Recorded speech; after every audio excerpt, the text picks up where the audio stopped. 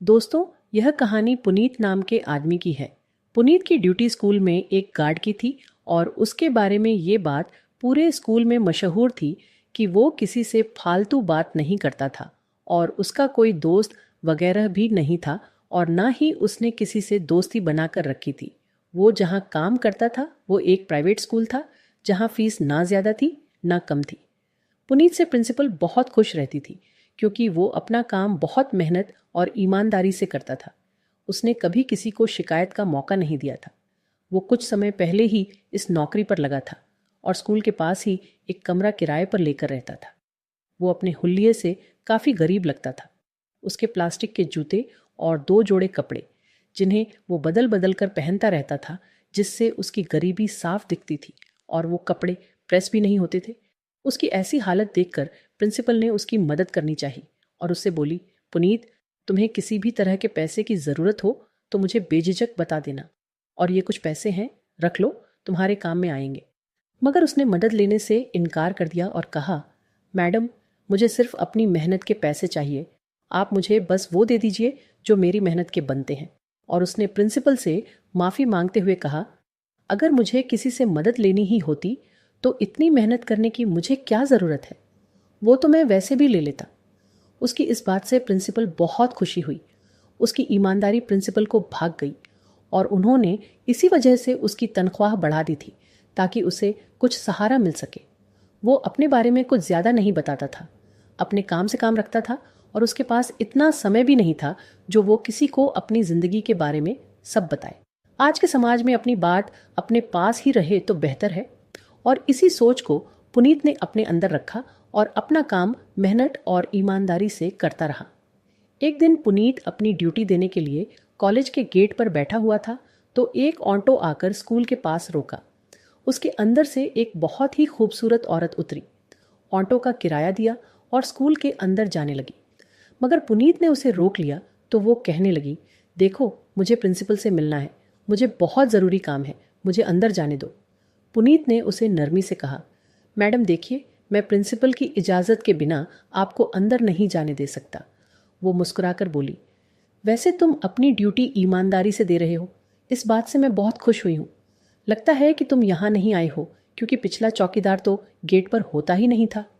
पहले जब मैं आई थी तो वो टहलता हुआ आया और मैंने बोला, मुझे प्रिंसिपल से मिलना है, तो उसने मुझे फ़ौरन अंदर भेज दिया था। जब मैं प्रिंसिपल के पास गई तो वो बहुत अच्छे व्यवहार की थी। मैंने उन्हें उस चौकीदार के बारे में बताया कि आपको उस चौकीदार को गेट पर रखने का क्या फ़ायदा है जब वो किसी को बिना जांच पड़ताल करें, बिना जाने अंदर जाने की इजाज़त दे देता है। प्रिंसिपल ने कहा कि आप ठीक कह रही हैं, इसकी काफ़ी शिकायत आ रही है। मुझे लगता है इसलिए उन्होंने तुम्हें रखा है और उसे निकाल दिया। पुनीत मुस्कुराकर बोला, वैसे फिर तो आपसे डरना चाहिए। वो लड़की उलझन में पूछने लगी, क्यों?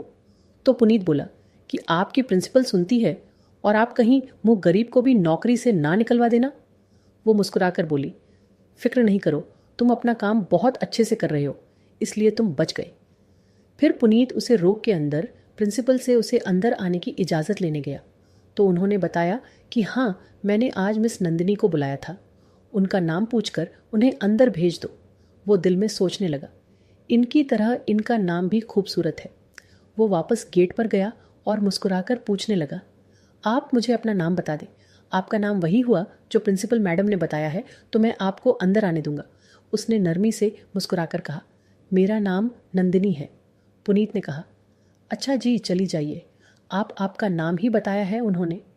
वो फिर प्रिंसिपल के ऑफिस में चली गई। उन्होंने नंदिनी को अपने स्कूल में टीचर की जॉब देने के लिए बुलाया था, इसलिए वो आज उनसे मिलने आई थी। नंदिनी ने ऑफिस में जाते ही प्रिंसिपल के सामने पुनीत की बहुत तारीफ की तो उन्होंने भी उसकी हाँ में हाँ मिलाते हुए कहा कि हाँ, सच में एक पुनीत ईमानदार और मेहनती इंसान है, क्योंकि एक बार छुट्टी के समय मेरा पर्स स्कूल में रह गया था तो उसने मुझे उसी समय फ़ोन करके बता दिया और मेरे पर्स में काफ़ी रकम थी। उस दिन मैंने वो रकम किसी बड़ी चीज़ खरीदने के लिए निकलवा कर लाई थी।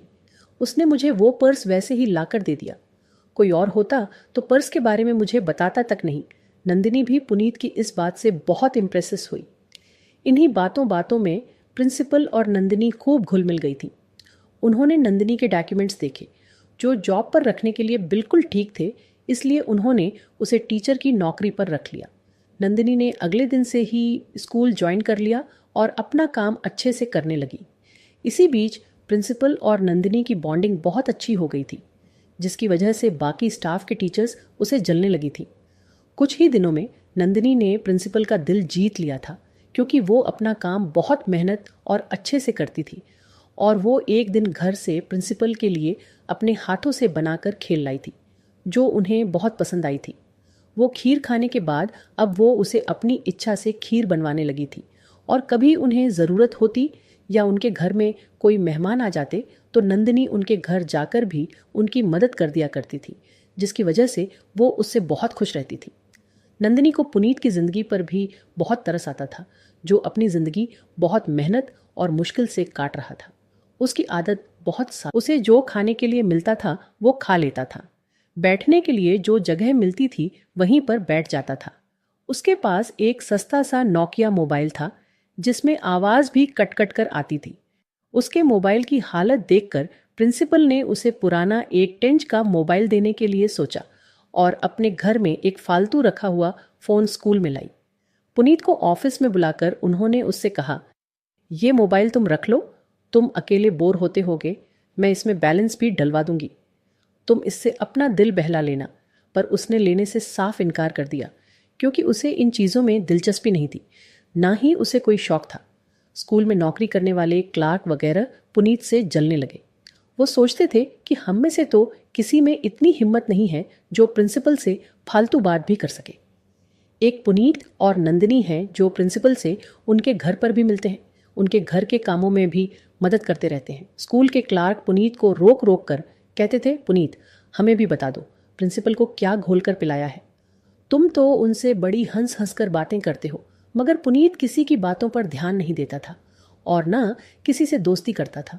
अपने काम से काम रखता था और उन सब में दोस्त बनने के कोई लायक भी नहीं था। सब सामने अच्छे बनते थे और पीठ पीछे पुनीत की झूठी झूठी प्रिंसिपल से बुराइयां करते थे, लेकिन प्रिंसिपल उन्हें डांट देती थी। उन्हें इस बात का अंदाज़ा था कि ये सब पुनीत से जलते हैं और जलन में ये सब झूठ बोलते हैं। इसी वजह से वो किसी की बात पर यकीन नहीं करती थी। सब चुपके चुपके बातें बनाते रहते थे और उस पर बातें भी मारते रहते थे।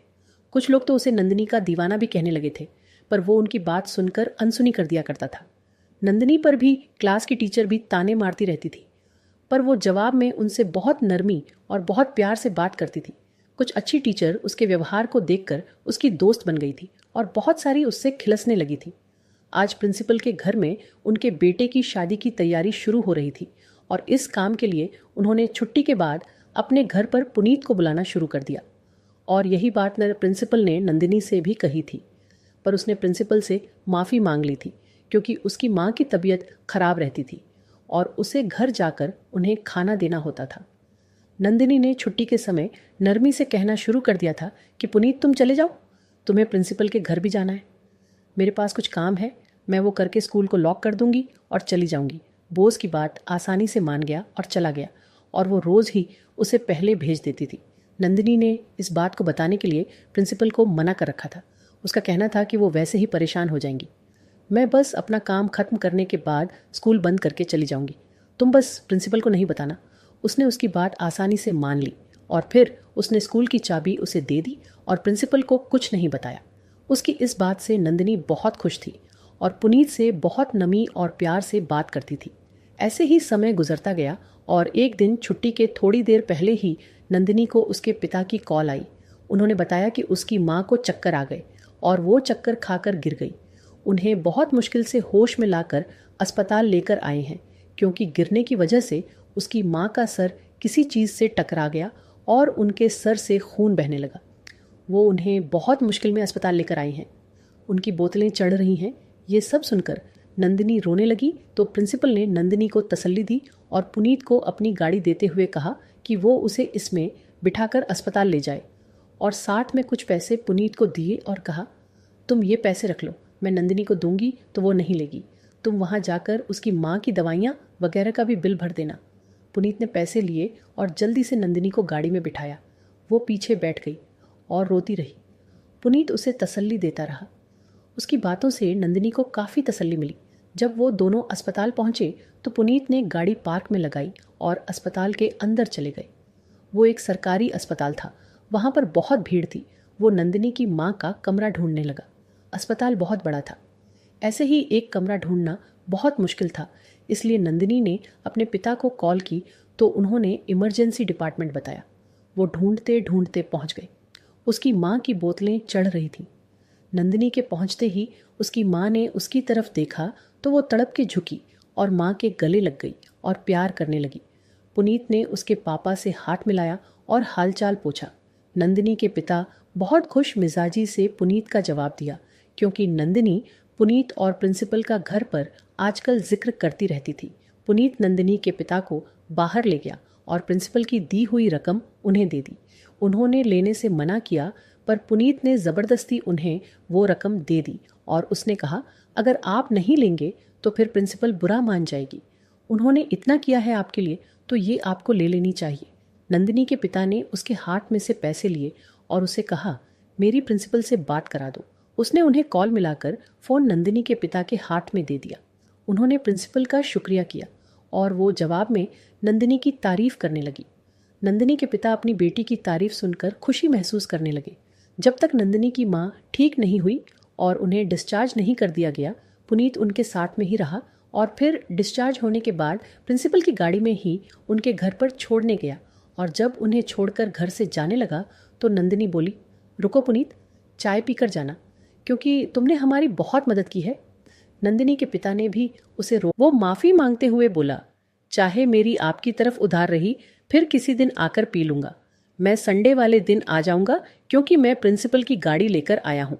अपनी तरफ से आऊँगा तो कोई बात नहीं है, कितनी भी देर सवेरे हो जाए, पर अब मेरे पास उनकी गाड़ी है तो एक जिम्मेदारी है, मैं नहीं रुक सकता।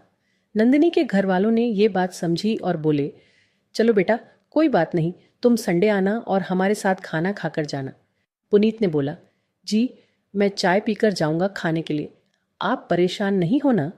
नंदिनी ने कहा, ठीक है, पर उसके पिता बोले, नहीं बेटा, तुम्हें खाने पर आना है, जो हम खाते हैं वही पकाएंगे।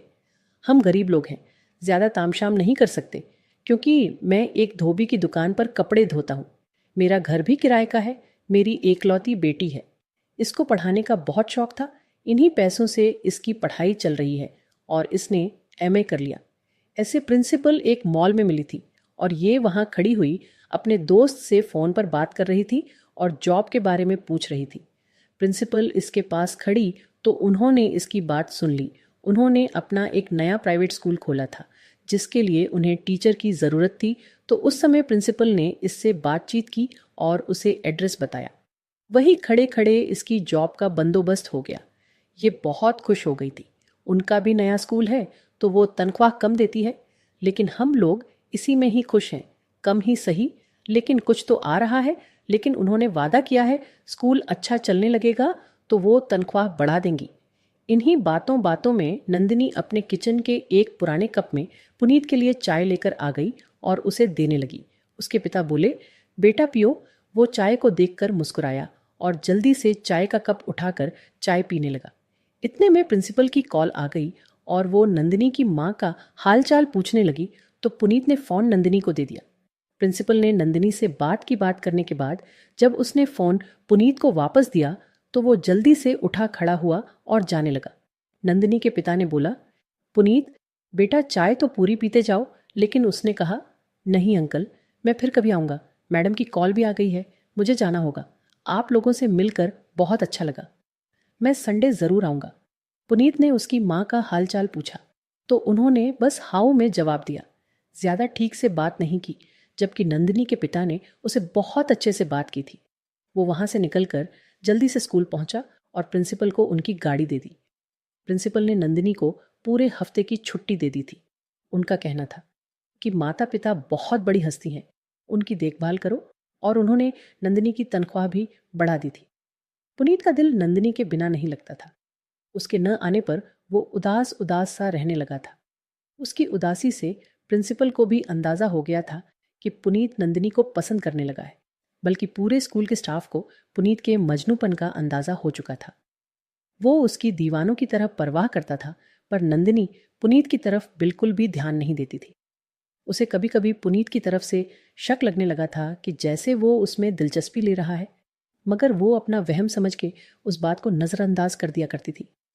पुनीत के घर से जाने के बाद नंदिनी की माँ ने उसके पिता से लड़ना शुरू कर दिया कि उनका कहना था कि एक चौकीदार को इतना सरवर चढ़ाने की क्या ज़रूरत थी।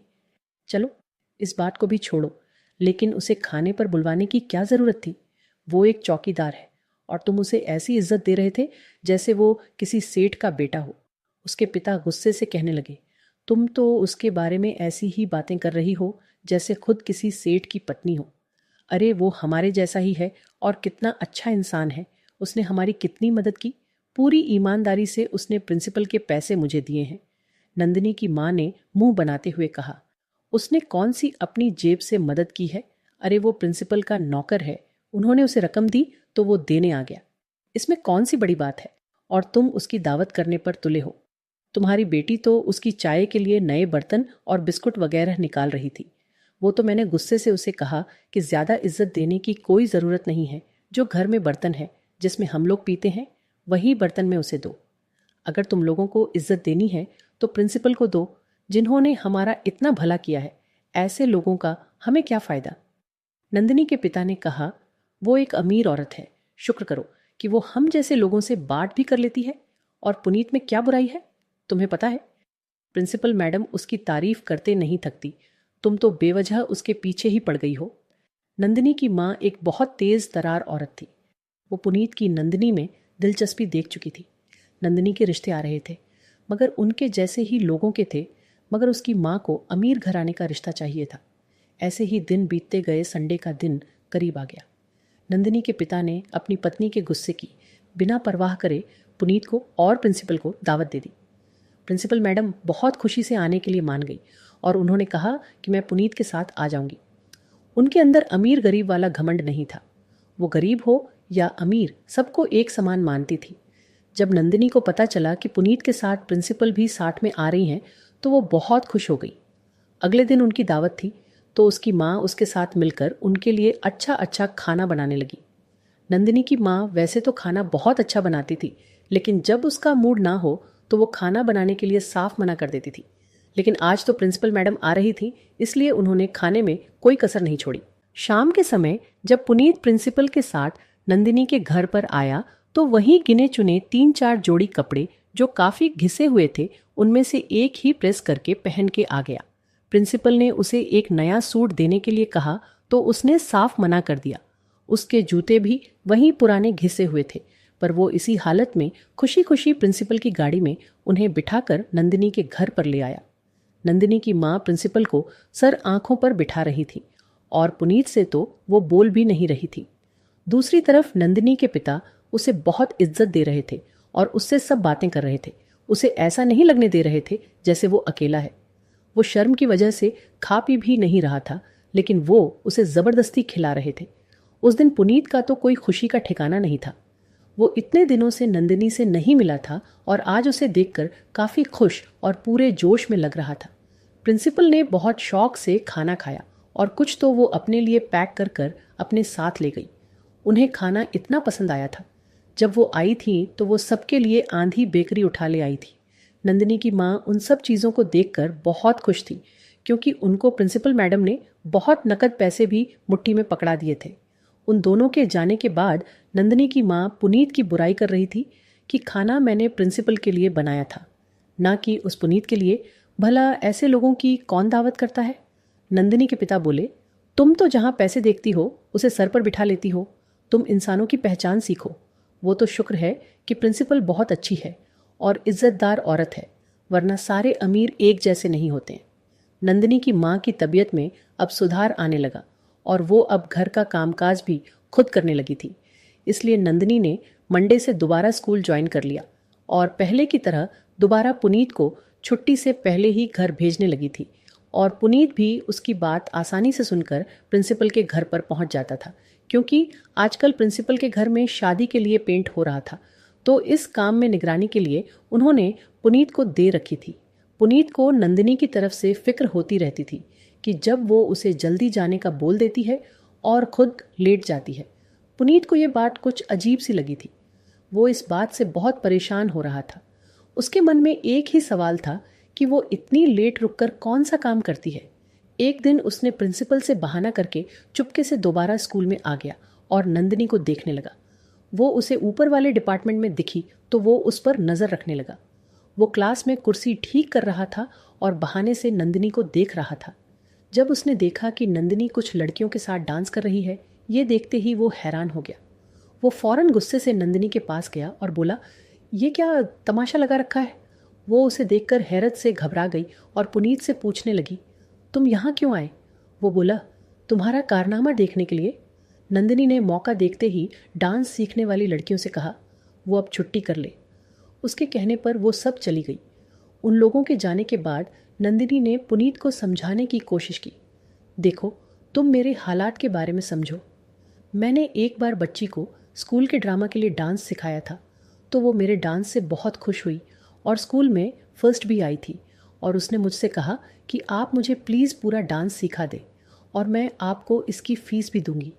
मैं उसकी बात सुनकर बहुत खुश हुई और उसे कहा कि वहाँ डांस सीखने के लिए और भी लड़कियों को इकट्ठा करें। तुम तो सब जानते हो कि मेरे घर के कैसे हालात हैं, इसलिए मैंने उस लड़की को डांस सिखाना शुरू कर दिया। मेरे पास डांस सिखाने के लिए कोई जगह नहीं थी, तो मैं प्रिंसिपल और तुम्हारी नरमी का फ़ायदा उठाते हुए स्कूल में डांस सिखाने लगी। प्लीज़ मुझे माफ़ कर दो और प्रिंसिपल को कुछ नहीं बताना, वरना मुझसे उनका भरोसा उठ जाएगा और उनका दिल टूट जाएगा। मैं आज के बाद कभी दोबारा ऐसा नहीं करूँगी और सबको डांस सिखाना भी बंद कर दूँगी। पुनीत ने एक लंबा सांस खींचा और कहा, एक शर्त पर मैं तुम्हारा राज राज ही रख सकता हूँ कि तुम मुझ पर भरोसा करो और मेरे साथ शादी कर लो। ये कोई ब्लैकमेलिंग नहीं कर रहा हूँ, बस मेरे प्यार का जुनून है। मैं तुमसे प्यार करता हूँ, मैं तुम्हारे बिना नहीं रह सकता। ये बात सुनकर नंदिनी गुस्से में आ गई और कहने लगी, जाओ प्रिंसिपल को जाकर बता दो। तुम रुको, मैं उन्हें फ़ोन करके अभी सारे सच्चाई बता देती हूँ और उनसे माफ़ी मांग लेती हूँ। मुझे उन पर पूरा यकीन है कि वो मुझे माफ़ कर देंगी। इतनी सी बात छुपाने के चक्कर में तुम मुझसे इतनी बड़ी बात कह रहे हो। तुम अपनी पढ़ाई और मेरी पढ़ाई में अंतर तो देखो। तुमने तो 12वीं पास भी नहीं कर रखी और मैंने एमए कर रखा है। मुझे अपने ऊपर पूरा यकीन है कि मुझे एक नहीं एक दिन बहुत अच्छी नौकरी मिल जाएगी और फिर मैं अपने ही जैसे एक पढ़े लिखे लड़के से शादी कर लूँगी। तुम मेरे सपने देखना छोड़ दो और अपनी ही जैसी कम पढ़ी लिखी लड़की से शादी कर लो। मेरी बात मानो, तुम उसके साथ बहुत खुश रहोगे। हाँ, तुमने मेरी बहुत मदद की है, इसलिए मैं तुम्हें इस बात के लिए कुछ नहीं कहूँगी। सपने देखना हर किसी का हक है और वो देख सकता है, मगर सपने भी अपने साथ के लोगों के साथ देखना चाहिए जो आसानी से पूरे हो जाए। पुनीत पूरे यकीन से बोला, मुझे अपने ऊपर वाले पर पूरा भरोसा है, वो मेरा सपना ज़रूर पूरा करेगा। नंदिनी गुस्से में बोली, मुझे तुम्हारी बातों पर हंसी आ रही है। तुम पता नहीं क्या क्या बातें कर रहे हो। ये कहकर उसने प्रिंसिपल को कॉल कर दी।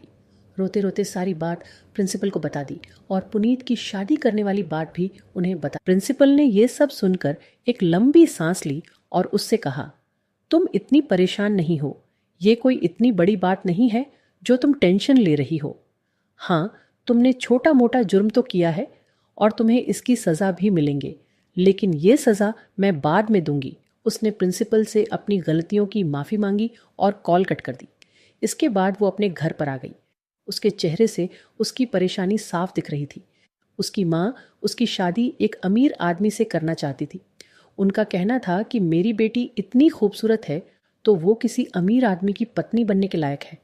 वो नंदिनी से कहती थी कि तुम अमीर अमीर लोगों को अपने दोस्त बनाओ, शायद तुम उनके रिश्तेदार या उनके दोस्त वगैरह को पसंद आ जाओ तो तुम्हारी शादी अमीर घराने में हो जाएगी और तुम्हारी किस्मत खुल जाएगी। तुम्हारे साथ साथ हमारा भी भला हो जाएगा। इतनी माँ के कहने पर उसने अमीर अमीर दोस्त बनाना शुरू कर दी और उन लोगों के घरों पर कोई भी फंक्शन होता वो कभी भी फंक्शन में जाना नहीं छोड़ती थी। नंदिनी के पिता एक धोबी की दुकान पर नौकरी करते थे और उनके दुकान का मालिक उसके पिता को कपड़े घर पर धोने के लिए दे दिया करता था, जिसकी वजह से उन्हें थोड़े बहुत पैसों में फ़ायदा हो जाता था। और नंदिनी की माँ को कभी किसी फंक्शन में जाना होता तो वो धोने के लिए जो कपड़े आते थे उसमें से कपड़े इस्तेमाल कर लेती थी और अपनी झूठी इज्जत बनाती रहती थी और ज़बरदस्ती नंदिनी को भी ऐसा करने पर मजबूर करती थी ताकि वो अमीर दिख सके। नंदिनी को ये झूठी इज्जत बनानी बिल्कुल पसंद नहीं थी। इन सब से वो खुश नहीं होती थी। उसकी माँ गुस्से वाली थी, इसलिए मजबूरन नंदिनी को वो कपड़े पहनने पड़ते थे। उसकी माँ की 1000 कोशिशों के बाद भी नंदिनी की किस्मत नहीं खुली थी। उसे किसी भी दोस्त के रिश्तेदार ने नहीं पसंद किया और उसके साथ की सहेलियों को भी बहुत अमीर अमीर रिश्ते मिल गए थे और वो वहीं आस लगाए बैठी रह जाती थी। उसके किसी दोस्त ने भी नंदिनी को अपनी भाभी नहीं बनाया, जिससे उसको बहुत बुरा लगता था। अपनी दोस्त के फंक्शन में से आकर नंदिनी ने माँ को साफ मना कर दिया। वो अब ऐसा कभी नहीं करेगी, तो उसकी माँ भी मजबूरन मान गई और नंदिनी के लिए रिश्ते वाली को लगा लिया और उससे कहा, कोई बहुत अमीर रिश्ता बताओ, मेरी बेटी बहुत खूबसूरत है। ऐसे ही दिन बीतते गए, पर रिश्ते वाली ने उनके रिश्ते के लिए कोई जवाब नहीं दिया। उनके घर का माहौल और गरीबी को देखकर उनके यहाँ कोई अमीर रिश्ता लाने के लिए तैयार नहीं था, तो उसकी माँ ने उसकी शादी के लिए कोई अमीर उम्रदार आदमी से भी रिश्ता करने के लिए भी तैयार हो गई थी, मगर उसे वो भी नहीं मिला। उधर पुनीत ने नंदिनी के पिता से अपनी और उसकी शादी के लिए बात कर ली। पुनीत को उसके पिता ने जवाब दिया कि घर पर मिलो फिर बात करते हैं, तो वो बात करने के लिए उसके घर पर चला गया। घर पर मिलने के बाद उन दोनों में कुछ ऐसी बात हुई, उसके पिता उसे रिश्ता देने के लिए फौरन राजी हो गए। उसके पिता की ये बात सुनकर उसकी माँ ने बहुत हंगामा किया, लेकिन उनका हंगामा मचाने का कोई फायदा नहीं हुआ, क्योंकि उसके पिता ने उसकी माँ की एक भी बात ना सुनी और मंदिर में बहुत शादीशुदा शादी करने के लिए तैयार हो गई। नंदिनी भी इस रिश्ते के लिए बिल्कुल तैयार थी। उसने भी अपनी माँ की तरफ इस रिश्ते पर हंगामा करा, पर उसके पिता ने उसे बुढ़ापे का वास्ता देते हुए नंदिनी से कहा कि बेटी, तेरी माँ तेरे अच्छे रिश्ते के लिए कितने समय से अमीर रिश्ता ढूंढने में लगी हुई थी, पर कोई भी अच्छा रिश्ता नहीं मिल सका। हाँ, मानता हूँ पुनीत गरीब ज़रूर है, पर उसने मुझसे वादा करा है कि वो अच्छी नौकरी करने की पूरी कोशिश करेगा और हमारे साथ ही हमारे घर में रहेगा और हमारे बुढ़ापे का सहारा बनेगा, कि जिससे उसका और हमारा दोनों को फ़ायदा है। मुझसे उसके ऊपर पूरा यकीन है। वो तुम्हें बहुत अच्छा रखेगा और किसी चीज़ की परेशानी नहीं होने देगा। नंदिनी को उसके पिता ने जब समझाया कि इस रिश्ते को ही अब अपना समझ लो, अगर कभी हमें कुछ हो जाता है तो तुम कहाँ पर जाओगी? कौन सा पढ़ा लिखा लड़का तुम्हारे इंतज़ार में बैठा हुआ है जो तुम्हें अपने साथ शादी करके ले जाएगा? नंदिनी अपने पिता के समझाने पर मान गई, तो फिर उसकी माँ को और ज़्यादा गुस्सा आ गया कि उनके लिए नंदिनी ही एक सहारा थी जो रिश्ते से इनकार कर सकती है, पर वो भी अपने पिता की साइड हो गई। नंदिनी इसलिए इस पर मानी थी क्योंकि वो अपने पिता की परेशानियों को और नहीं बढ़ा सकती थी। पुनीत से कम उसके पिता को तो फ़ायदा मिलेगा, कम से कम बेहतर रहेंगे। वो माँ और पिताजी का सहारा तो बनेगा, इसलिए वो इस शादी के लिए राजी हुई थी। फिर उसकी माँ को नंदिनी के पिता ने गुस्सा दिखाया तो बोबर के दिल के साथ मान तो गई, पर उन्होंने पुनीत को एक नज़र नहीं देखा, ना ही उसे कोई इम्पोर्टेंस दी और ना उसे कभी उस घर का दामाद होने का दर्जा दिया। पुनीत और नंदिनी की शादी एक बांस के मंदिर में करा दी गई। उसकी सास उसे बात बात पर मारती और जलीकटी सुनाती रहती थी, पर वो जवाब में कुछ नहीं बोलता था और बस उनकी बात पर हंसता रहता था। उसे उसकी माँ की बातों से बिल्कुल असर नहीं पड़ता था। वो नंदिनी को पाकर बहुत खुश और खिलखिला रहा था।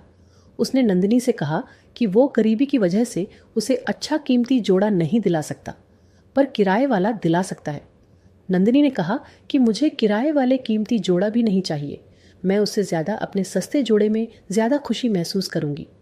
प्रिंसिपल मैडम को जब ये बात पता चली तो वो बहुत खुश हो गई और उन दोनों को साथ रहने का आशीर्वाद दिया और वो नंदिनी के पास बैठकर बड़ी जज्बाती अंदाज में नरमी आवाज़ में बोली, नंदिनी बेटी, मैं जानती हूँ कि तुम्हारी और पुनीत की पढ़ाई में बहुत बड़ा फ़र्क है, पर यकीन मानो कि सिवाय उसके अंदर पढ़ाई की कमी के अलावा उसमें हर एक खासियत मौजूद है। पर उन्हें उस पर पूरा यकीन है कि जो तुमने अपने पिता की खुशी के आगे सर झुकाया है, देखना तुम कितनी खुश रहोगी।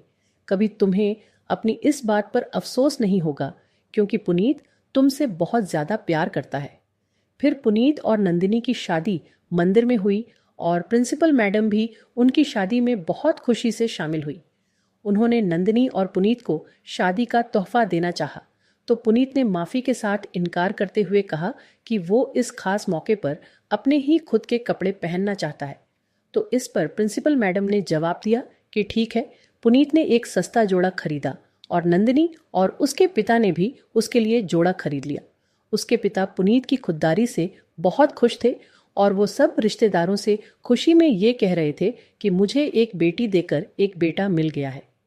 पुनीत काम से आकर सबसे पहले नंदिनी के पिता से आकर मिलता और कुछ देर बैठकर उनसे बातें करता था और उनके चेहरे पर खुशी लाने की कोशिश करता था, क्योंकि वो अब बूढ़े हो चुके थे और काम पर भी नहीं जा सकते थे। घर की सारी जिम्मेदारी अब पुनीत और नंदिनी पर आ गई। वो दोनों मिलकर अब घर का खर्च कर रहे थे। पुनीत पहले की तरह अब भी चौकीदारी की नौकरी कर रहा था। उसकी शादी को हुए हुए 1 महीना होने वाला था।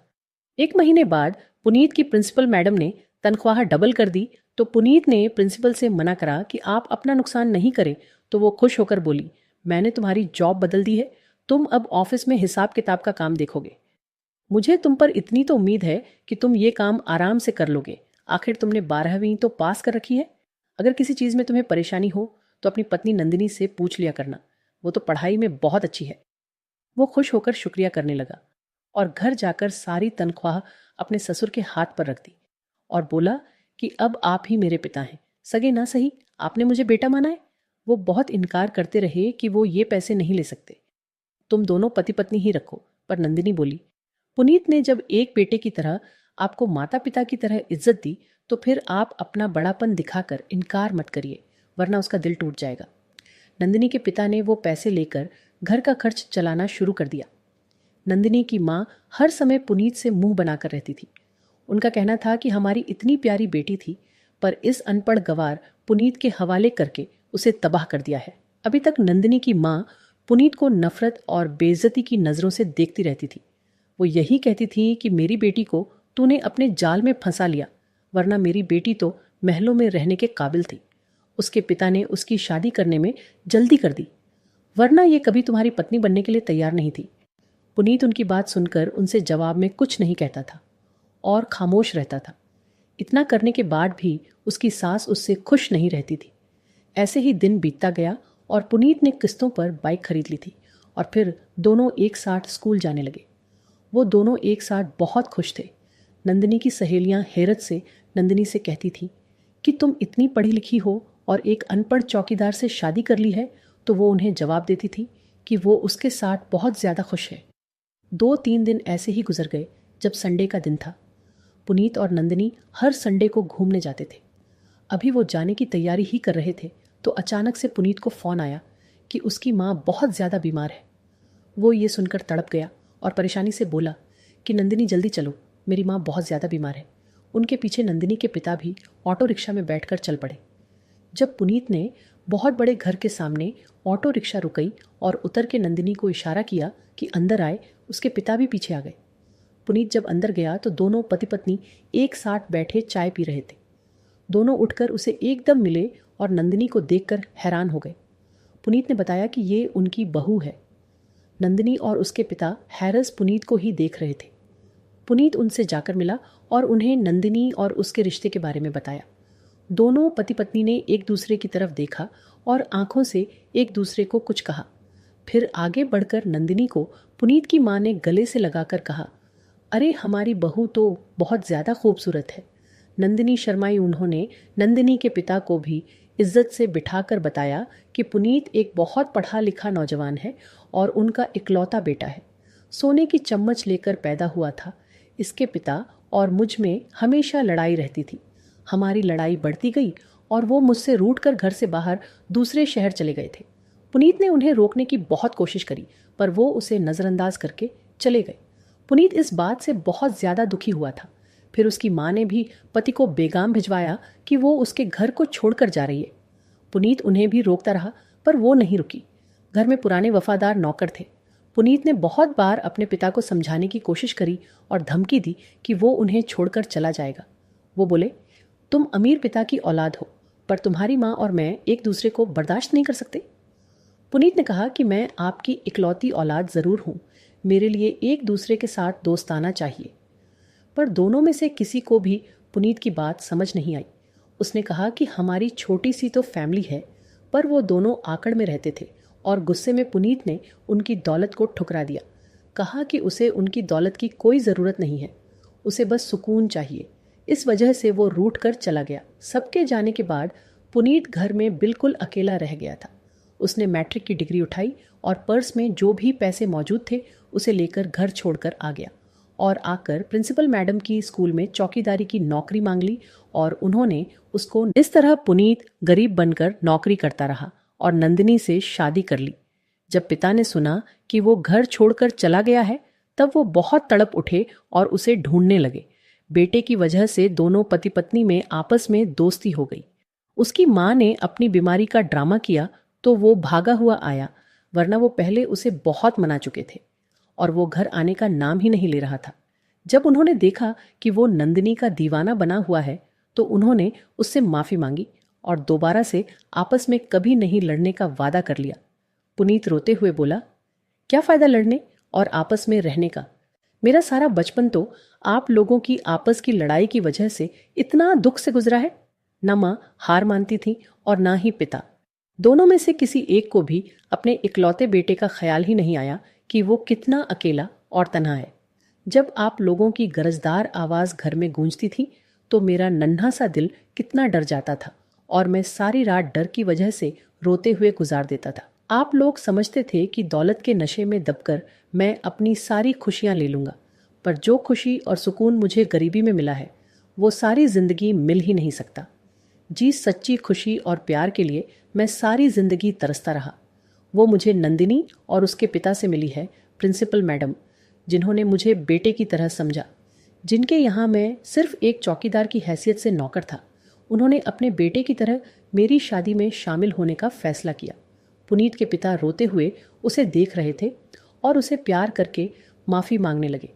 उन्होंने नंदिनी के पिता को अपने साथ रखना चाहा तो नंदिनी के पिता ने मना कर दिया। उसकी माँ भी नहीं मानी। नंदिनी की माँ वापस घर आकर बोली कि बेटी के ससुराल का घर इतना बड़ा देखकर मेरा तो दम ही घोंटने लगा। वो पति से बोली, शुक्र है कि आप वहाँ पर रहने के लिए नहीं माने। जो सुकून मुझे अपने इस घर में मिलता है वो मुझे कहीं और नहीं मिल सका। मैं ये जान गई हूँ कि चाहे गरीबी ही क्यों ना हो, अपने घर का इंसान बादशाह ही होता है। और मुझे जो पैसों का लालच पड़ा हुआ था, आप कपड़े धोने के नींद जो लेते थे वो मैं चोरी चोरी खुद ही पहनती थी और नंदिनी को भी ज़बरदस्ती पहना देती थी। वो बहुत हिचकिचाती रहती थी पर मैं उसे ज़िद करके कपड़े पहना ही देती थी। नंदिनी के पिता बोले, ऊपर वाले से माफ़ी मांगो। शुक्र है ऊपर वाले का कि मेरी बेटी अच्छे नेचर की है और बहुत अच्छे इंसान से उसकी शादी हुई है। हमने तो उसे एक गरीब इंसान समझकर अपनी बेटी की शादी कर दी थी, पर वो तो अमीर तरीन इंसान निकला। और मुझे हैरत ये भी है कि मैं समझा था तुम उसकी अमीरी का सुनकर खुशी से ना झोंकी, पर तुम नॉर्मल ही रही। वो ज़रा शर्मिंदा होकर बोली कि अब मैं समझ चुकी हूँ कि इंसान अच्छा हो तो अमीरी गरीबी से भी कोई फ़र्क नहीं पड़ता, बस इंसान अच्छा होना चाहिए। पुनीत ने मेरा दिल बहुत खुश कर दिया है। मैंने उसे इम्पोर्टेंस नहीं दी, कितना बेइज्जत करके बातें सुनाई, लेकिन उसने पलट कर भी एक जवाब तक नहीं दिया। उसके पिता के सामने तो मैं माफ़ी भी नहीं मांग सकी। अब जल्दी से मैं जब भी मौका मिलेगा उससे माफ़ी मांग लूँगी। नंदिनी अपने शानदार से बेडरूम में बैठी हुई थी और पुनीत ने उसका प्यार से हाथ पकड़कर कहा कि अब मैं तुम्हें दुनिया की हर खुशी दूंगा, बहुत सी शॉपिंग कराऊंगा, पूरी दुनिया घुमाऊंगा। नंदिनी ने कहा कि मुझे आपने पहले ही दिन से दुनिया जहान की खुशियाँ दे दी हैं और बाइक पर बैठाकर भी मुझे उतनी ही खुशी मिलती थी जितनी शायद दुनिया घूम कर भी नहीं मिले, और मैं दौलत की भूखी बिल्कुल भी नहीं हूँ। पुनीत ने प्यार से कहा, मैं जानता हूँ, और शादी के कुछ समय बाद मैंने प्रिंसिपल मैडम को अपनी सारी हकीकत बता दी थी। वो काफ़ी हैरान हुई और बहुत ज़्यादा खुश भी की। नंदिनी की अगली ज़िंदगी कितनी अच्छी गुजरेगी। नंदिनी ने कहा, बस मेरे पिता को सहारा लगा देना, मैं और भी खुश हो जाऊंगी और कुछ भी नहीं मांगूंगी। वो बोला, हम उन्हें अपने साथ ही रखेंगे और मेरे पिता भी इस बात से बहुत खुश होंगे। उन्होंने मुझसे कहा है कि मैं तुम्हारे पिता और माँ को हमारे घर में ही रख लूँ। इस पर नंदिनी खुशी से शुक्रिया बोलने लगी और वो दोनों नंदिनी के मायके जाकर उन्हें अपने साथ ले जाने के लिए बोलने लगे, पर उन्होंने साफ मना कर दिया।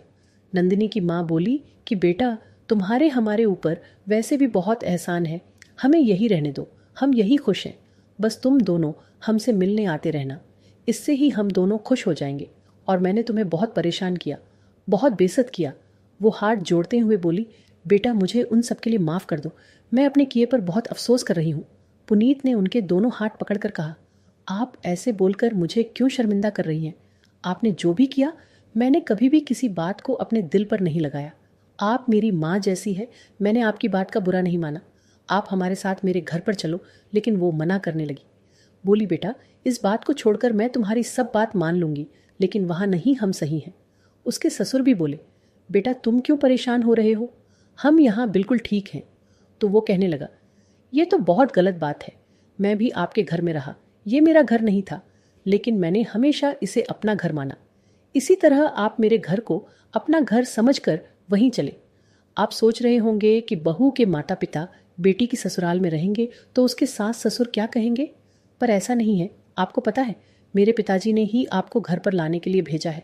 वो तो और खुश हो जाएंगे, आप दोनों हमारे साथ रहेंगे।